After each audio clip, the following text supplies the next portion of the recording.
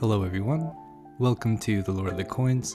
Today we'll be going over the fourth part in our series of mastering price action, ranges. Mastering price action will help you understand how the market moves, while giving you a really good feel for its ebb and flow. This knowledge will help you easily identify areas of interest to accurately and precisely plan your own trades. The concepts I'm about to teach you is exactly how I managed to have over an 80% win rate trading the markets. But before we get started, I want to give a quick shout out to my Discord. We do live trade callouts where the community is making great profits together. We have some members doing up to $55,000 in a single session. We have other members making huge profits with our trades as well. I also stream every morning during New York session, trading either the 1 to 10K challenge, our trade callouts, or just doing some Q&A as well. We also give daily market updates and important information regarding economic conditions. So come join our community of like-minded people and grow as a trader with us. A range is defined as sideways price action that consists of relatively equal highs and relatively equal lows. Ranges occur after an impulsive or expansive move. They occur because the liquidity wants to build up before the next move up or down. Usually when price moves up after ranging, the range is known as an accumulation. Alternatively, when price moves down after ranging, the range is usually known as a distribution. But I believe the best way to teach this concept is by looking at live price action. So we will go over to Bitcoin, as the recent price action on this asset has been very pertinent to the topic of trading ranges. So we'll be looking at the recent price action on Bitcoin. Bitcoin has had this expansive move, known as an expansion, or a large and impulsive move of price action. Once this range forms, you want to take the fib from a swing low, so right here, to this swing high. The top portion, or the 0 fib, is the top known as the range high. The 0.5 fib is your range mid, where the 1 fib is your range low. The range mid splits the range right in half. The upper half is known as the premium zone, or the value area high. The bottom half is known as the discount zone, or the value area low. Wicks that go out of the range are known as deviations. Deviations are a form of liquidity grab. It entices traders to trade this as a breakout as well, tricking a lot of retail traders thinking that it's a breakout of the range or a continuation down, where it really is just a liquidity grab by market makers. And this is often where smart money will buy in order to keep the price action range bound to accumulate more liquidity. Expansive moves can also happen within a range. For example, right here, we had a large move up and a large move down. We also had one right here, a large move up and a large move down. This move being caused by the FOMC meeting that happened today. So once you had this expansive move, it formed your intra-range high and your intra-range low.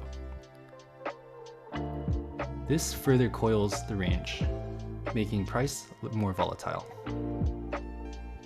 As you can see, when price reached the macro range low, we found another reversal. It is likely heading towards the range high.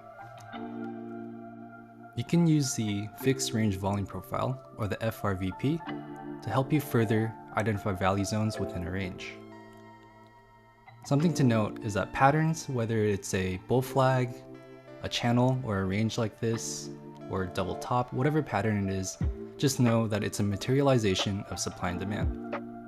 Thus, treating a range as a pattern of supply and demand is the most logical way to trade it.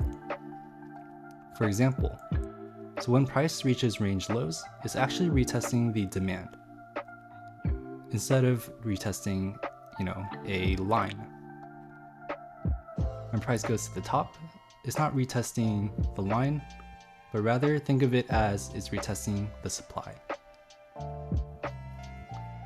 Something to note when you're trading ranges is that when you see a strength in price action, such as large candles or high volume or other technical factors, it gives you a very high probability of the direction. For example, a large candle going down, we have a high probability of reaching range lows. Large candles going up, we have a high probability of reaching range highs. when you're trading ranges, the upper areas, known as the premium zone, are just great areas where you could take profits if you went long in the discount zone. Vice versa, if you went short in the premium zone, the discount zone or just lower areas of the range are great areas to take profits for short trades. So since range acts as accumulation or distribution, which is just a buildup of liquidity, you can see large moves up. So we had accumulation happen right here, or another range, and we saw a large move up from it. But just remember, when you're trading ranges, one of the most important things is patience. You have to wait for the range to form. If you short way too early, you can get wrecked. So it's also really good to mark out your levels. If you marked out your levels, you would know that you wouldn't short here, but rather somewhere in this area. Something you can also do when you're trading ranges is adjust the levels. If you adjust the levels, you want to adjust it to levels where there are more closed candles or just areas of more liquidity. You just have to make sure it makes sense. So here, I moved it up to these closed candles. And as you can see, this is areas where it found more resistance or support. As you can see, we have more price bounce over here as well. I constricted the top of the range down as well, denoted by this dashed line, showing a lot more touches of candles and more liquidity. And since more liquidity just means more supply, in this case, you can see that it tapped into this area of supply and reversed back down. It did it again over here. And since a lot of supply was already tapped previously, it didn't go quite as high. Do note, this wick has no technical value, such as not even tapping into an order block. Thus, you can infer that this was a liquidity grab. Pretty much what this liquidity grab does, it sidelines a lot of retail investors that wanted to trade short. So now they just have to watch as they get stopped out. The shorts within the range do have technical value, and they are non-sideline short traders, and they are not punished for shorting early. These are the fundamentals in trading ranges that I put together over the years. I really hope this has helped everyone visualize and how to interpret how to trade ranges. If you guys enjoyed this content, please make sure to like, subscribe, and ring the notification bell as it helps out my channel a lot. And drop a comment down as well if you have any questions, or join the Discord because I'm usually available to answer any questions over there. So thank you guys again for watching, and see you guys next time.